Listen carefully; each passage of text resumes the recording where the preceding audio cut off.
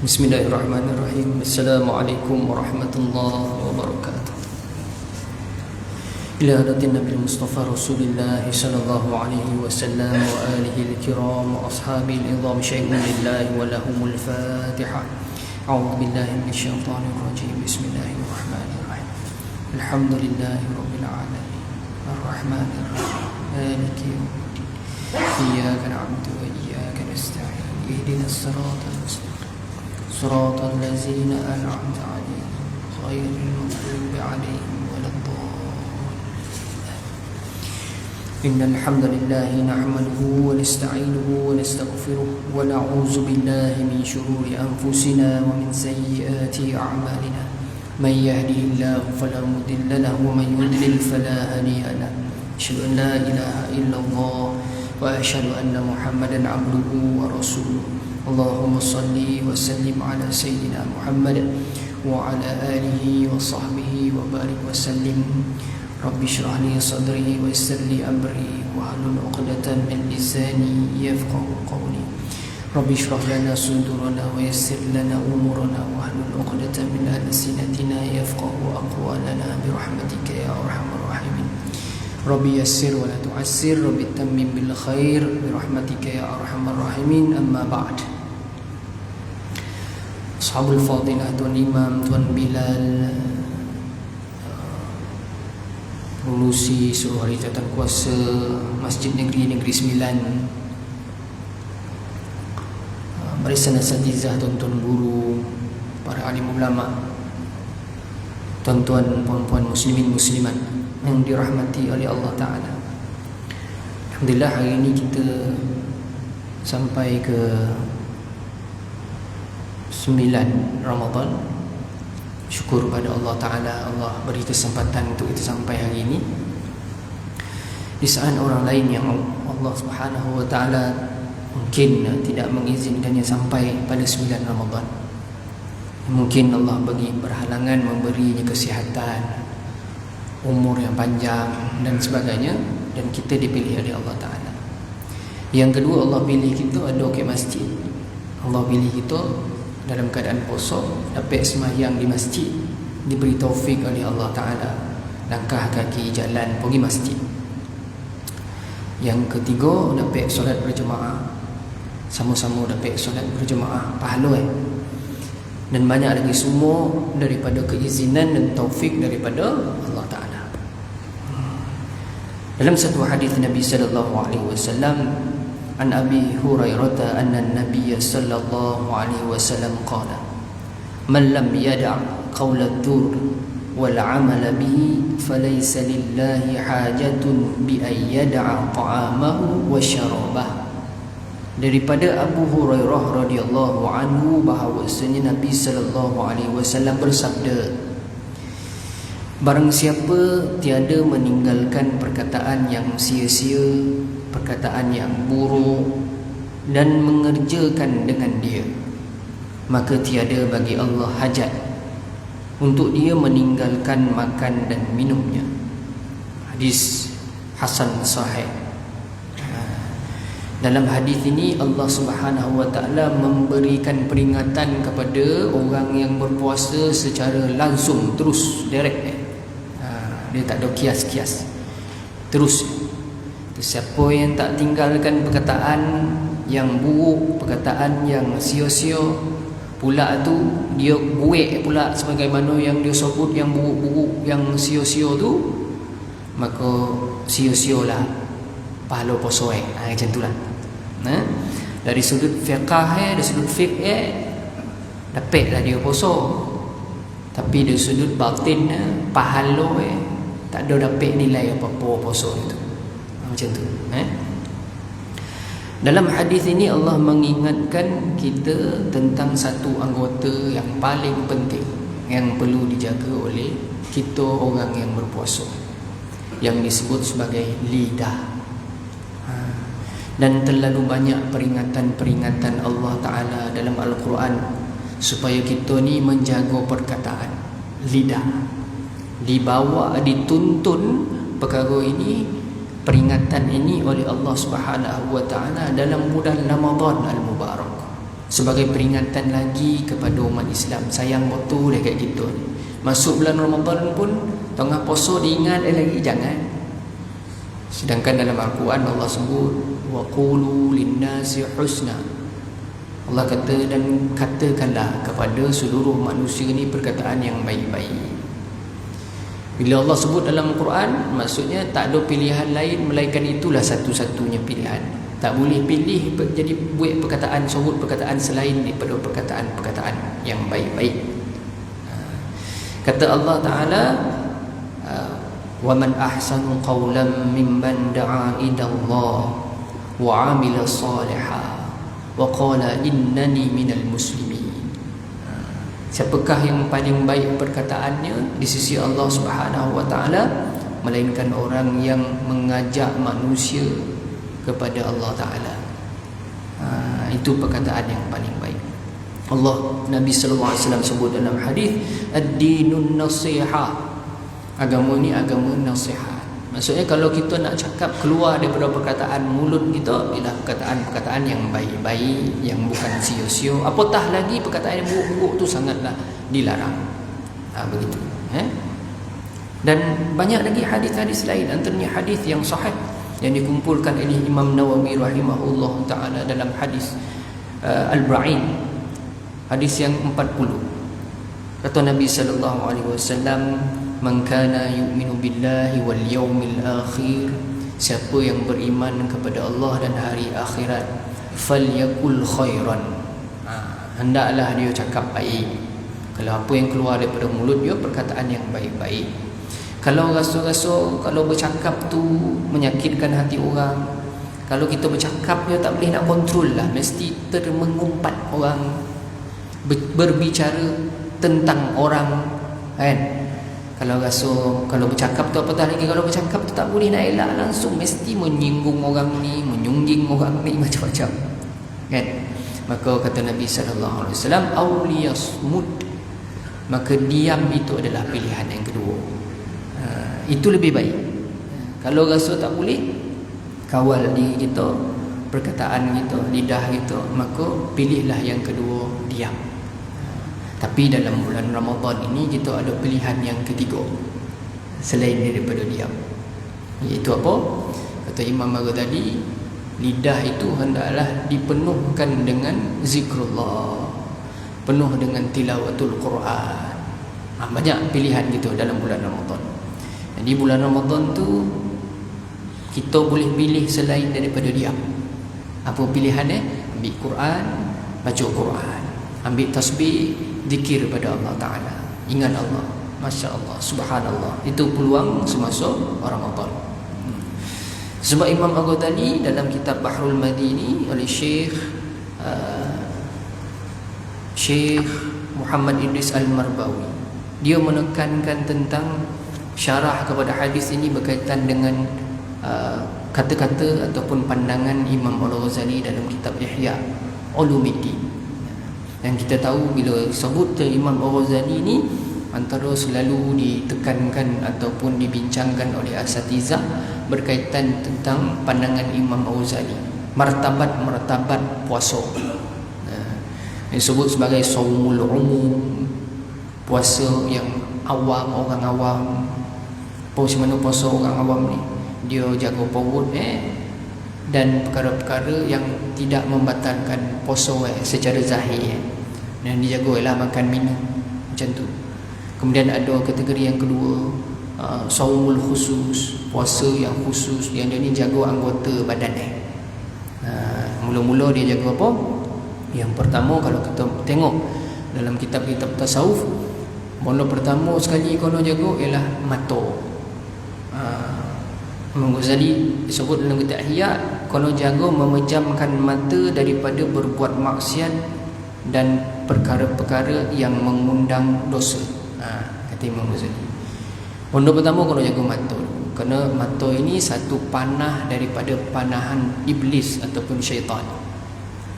Itu sebab ada suruhan dalam Al-Quran, suruh ghaddul basar, suruh kita ni tundukkan pandangan.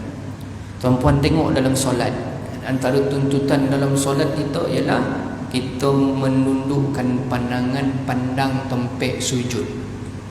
Salah satu daripada cara nak khusyuk, nak fokus dalam sembahyang, tak liar mata mata sandun pandang sini tak boleh nak khusyuk. Cara nak khusyuk, fokus mata tengok tempat sujud. Subhanallah, kan? Jaga pandangan mata. Mata kena poso, tu maksud dia. Pertama, mata kena poso.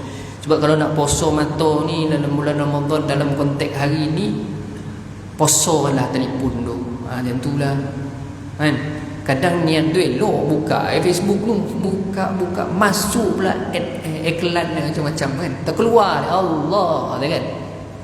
Terganggu lah sikit pahala poso gitu. Rugi lah, jadi rugi, kan? Jadi jaga pandangan mata.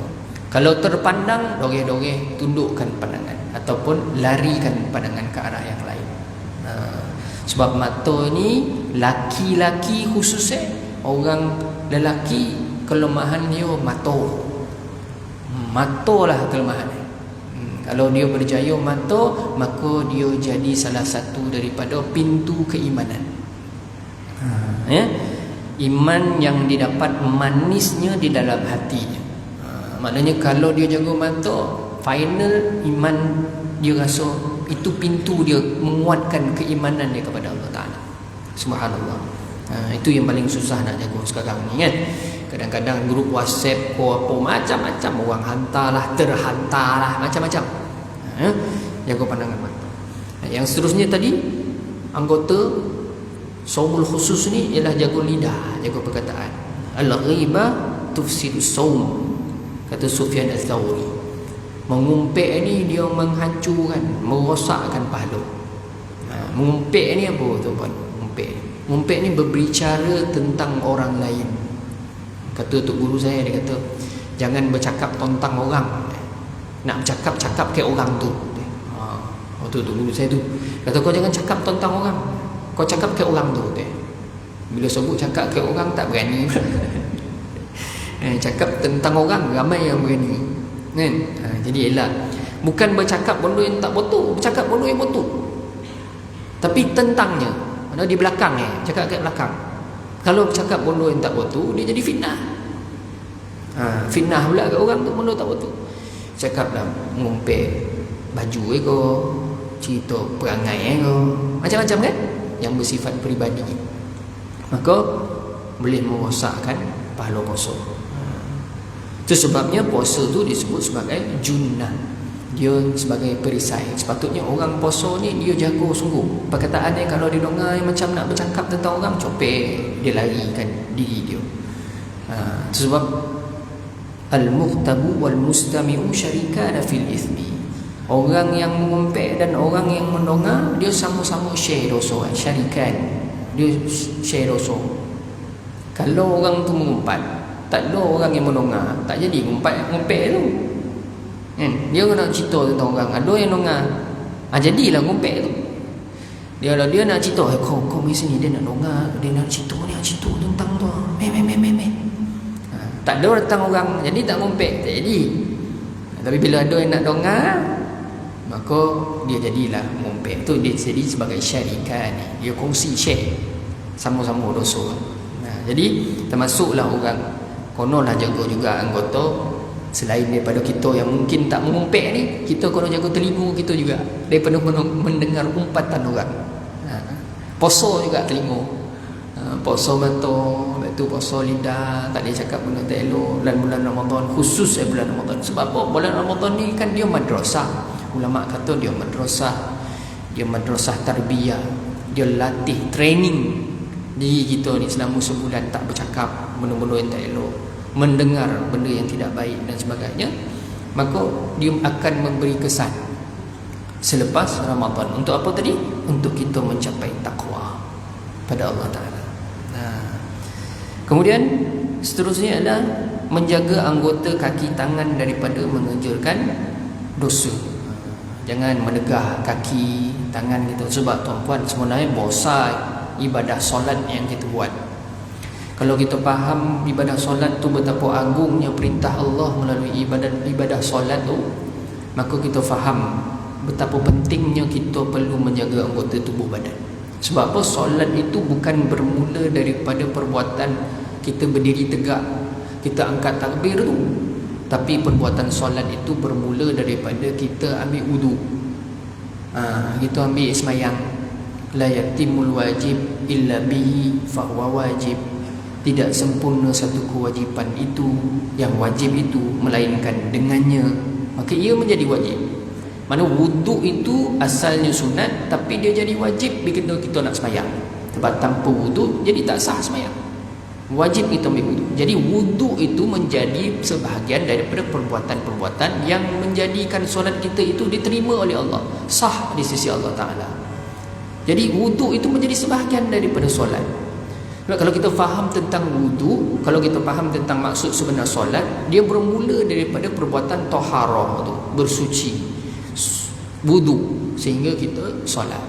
Kenapa orang susah nak solat khusyuk? Sebab kena tengok balik dia punya taharah dia, suci tak baju dia, pakaian dia suci tak, bersih tak. Lepas tu tengok wudu dia, elok tak dia ambil wudu, kau ambil ala kadar dia, kumur-kumur, lepas tu basuh-basuh muka cukup-cukup, tak tengok betul-betul kawasan-kawasan yang sepatutnya terkena air dan sebagainya. Dia tengok betul-betul. Dan yang paling penting masa dia ambil wuduk tu, dia datangkan tak, hadirkan tak hati jiwa semasa dia ambil wuduk tu. Dia ambil, dia basuh tangan mula-mula sunat. Dia ada tak, dia hadir tak dalam hati, ya Allah, tangan aku ni, ya Allah, banyak buat dosa, ya Allah. Kan? Kalau kita tengok betul-betul, ada hadis-hadis setiap anggota tubuh badan kita tu ada doa dia, dan Allah menjawab doa-doa hamba di saat dia membasuh anggota wudu dia. Begitu sekali, masuk tangan, lepas tu masuk ke mulut, kumur-kumur, masuk ke hidung. Mulut tu, ya Allah, mulut dia ni banyak dosa ni, ya Allah, bersih, suci. Itu dia punya simbolik. Basuh mulut tu, basuh sekali dosa-dosa. Basuh muka tu, basuh sekali apa, mata dan telinga, basuh telinga yang tak longgar, tak elok. Tangan yang buat benda tak elok. Kaki basuh sekali. Apa itu? Start semayang. Semayang tu dengan penuh pengharapan kepada Allah. Angkat takbir, Allahu Akbar. Angkat takbir pula, Allah Maha Besar. Tak ada lebih besar melainkan Allah. Bos dan tak besar. Siapa-siapa manusia kat dunia ni tak besar, siapa-siapa tak besar. Yang besar satu je, masalah dan pun tak besar. Yang kita rasa masalah kita tu membebankan kita, ujian musibah yang menimpa kita tu membebankan kita, bila angkat takbir Allahu Akbar, tak ada yang besar. Yang besar satu je, Allah Ta'ala. Sebab kata Tok Guru saya, dia kata, bila kita ni kadang-kadang banyak istighfar pada Allah, kita taubat, kita amal, kadang-kadang Allah Ta'ala tak pandang amal kita tu. Bila Allah tak pandang amal kita tu, jadi macam mana cara Allah, sebab dia sayang kat kita ni. Sebab mungkin amal kita tu macam-macam, kita buat tu bukan ikhlas, banyak benda yang terganggu di sudut niat kita dan sebagainya bila kita buat amal. Jadi Allah kata, macam mana Allah sayang ni, Allah nak bagi cinta dia ni kat hamba dia ni. Jadi Allah kata, dia bagi, dia hantar orang lain, seseorang dalam kehidupan untuk sakitkan hati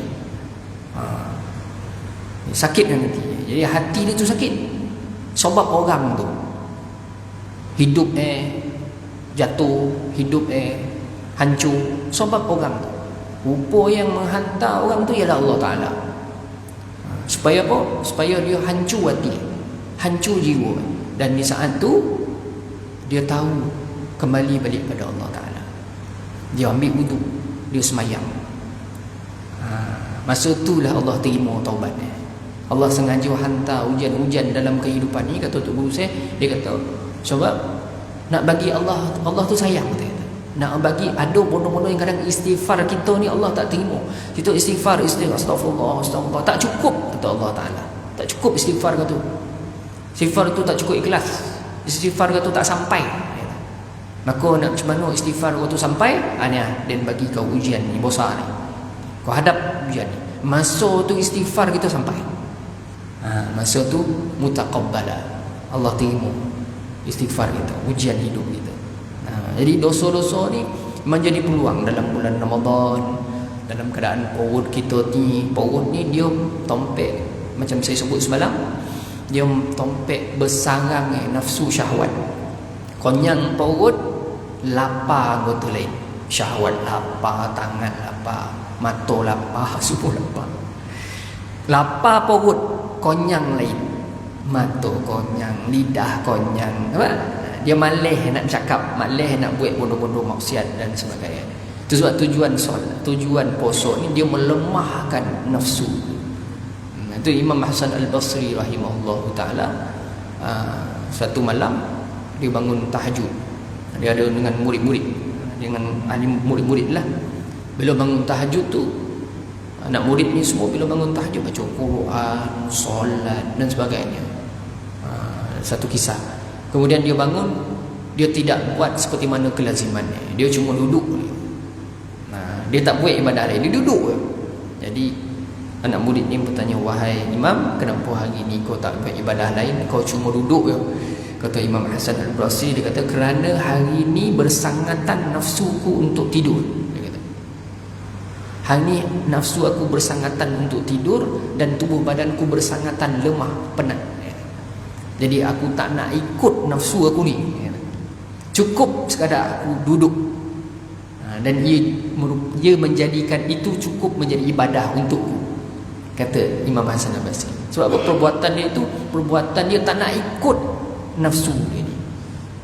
Sebab kata Tok Guru, dia kata nafsu kita ni dia ibarat kenderaan. Jangan jadikan nafsu ini mahkota letak kat kepala. Nafsu ni kenderaan. Untuk apa? Dikendarai, ditunggang. Itu sifat nafsu. Jadi Ramadan mengajar itu tu. Nafsu tu pusat okey, makan. Perut rasa konyang. Subhanallah. Jadi tuan-tuan, sebenarnya yang memberi kenyang kepada kita bukan makanan. Yang memberi kenyang ialah Allah. Percaya tak? Percaya. Yang menghilangkan dahaga bukan air, tapi yang menghilangkan dahaga ialah Allah Ta'ala. Yang menyembuhkan penyakit bukan ubat, tapi yang menyembuhkan penyakit ialah Allah. Nampak tak? Kaedah Ahlussunnah wal Jamaah punya akidah. Tapi kaedah al-akhsu bil asbab. Kita pegang sebab. Tak bolehlah kita kata domam tak makan ubat. Itu bukan Tok Wali. Kan? Tok Wali pun tak macam tu. Kan? Kalau domam makan ubat, dia jadi sebab untuk kita sembuh. Tapi akidah kita faham, ubat kalau Allah Ta'ala tak mahu menyembuhkan, macam mana ubat makan pula takkan sembuh. Nampak? Kalau Allah nak menyembuhkan seseorang, kun fayakun, dia terus buat.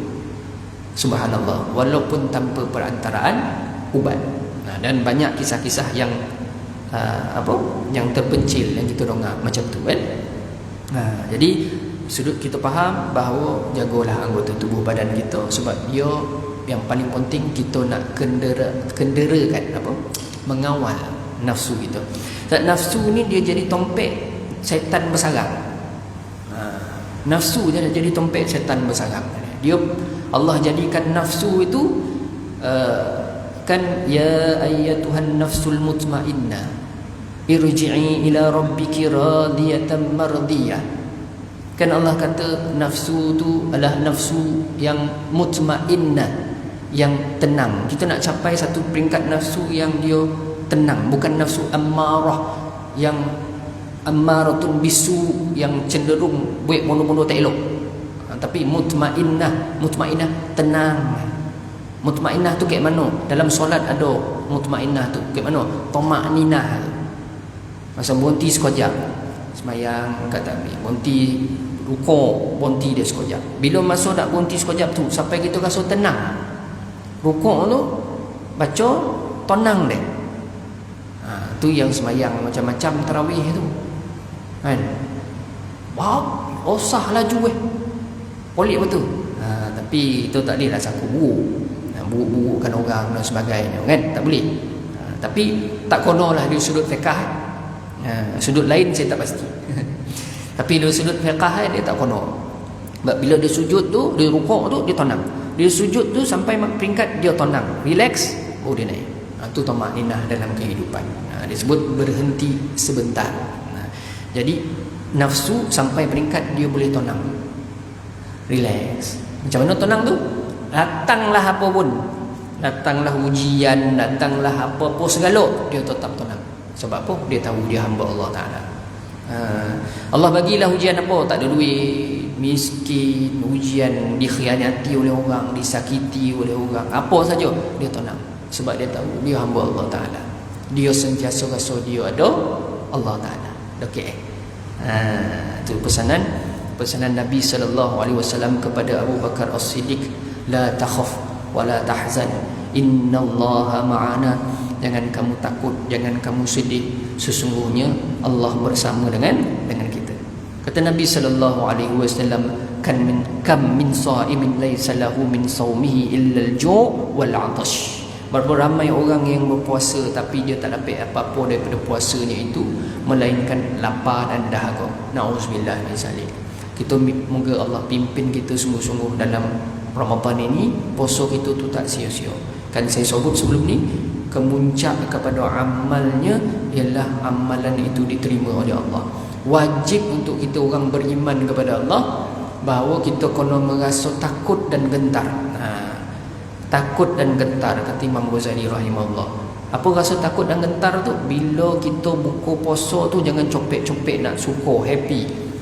Kita gembira bila buka puasa, gembira sebab kita dah berjaya tamatkan, tapi kena ada kat jauh, kat sudut hati tu rasa apa? Rasa gentar, rasa takut dan rasa harap pada Allah. Gentar, takut dan harap apa? Harap, ya Allah, terimalah pahala dia ni, terimalah puasa dia ni, ya Allah. Kau tak terima, ya Allah. Macam tu. Dia rasa hati gentar, takut, harap pada Allah.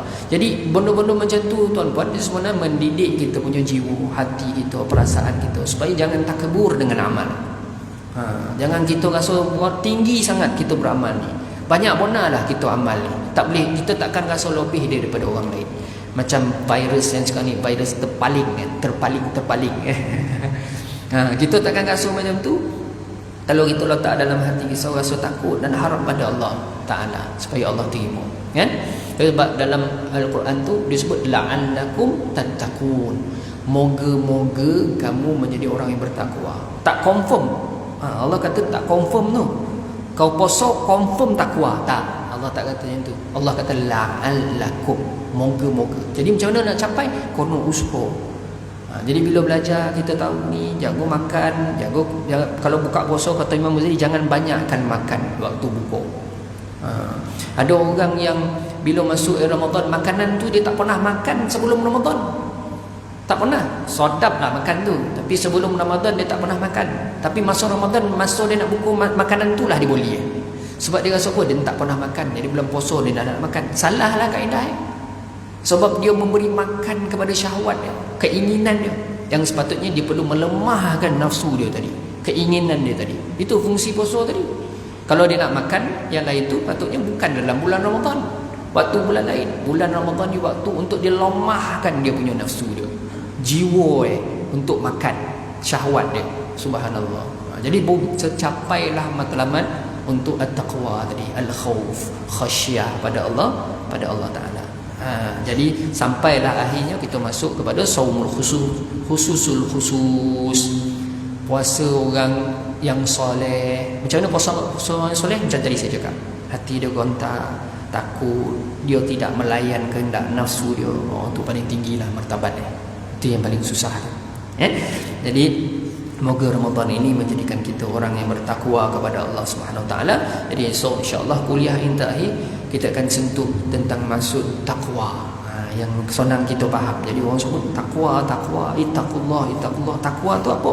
Jadi kita tengok besok pandangan daripada maksud takwa oleh Ubay bin Ka'ab dan juga Sayyidina Ali karamallahu wajah. InsyaAllah esok segala baik itu datang daripada Allah, kekurangan kelemahan daripada diri saya sendiri. Aku qauli hadza wa astaghfirullahalazim li wa lakum. Wassalamualaikum warahmatullahi wabarakatuh.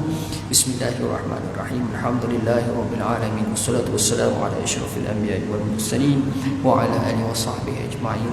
Allahumma faqihna fid din wa 'allimna ta'wil. Rabbi zidna 'ilma warzuqna fahma. Allahumma nawwirna bi nuri 'ilmik وأبعدنا النسيان برحمتك يا أرحم الراحمين. اللهم سلمنا لرمضان وسلم رمضان لنا وتسلمه منا متقبلا برحمتك يا أرحم الراحمين. وصلى الله على سيدنا محمد وعلى آله وصحبه وبارك وسلم. الحمد لله رب العالمين. تقبل الله منكم.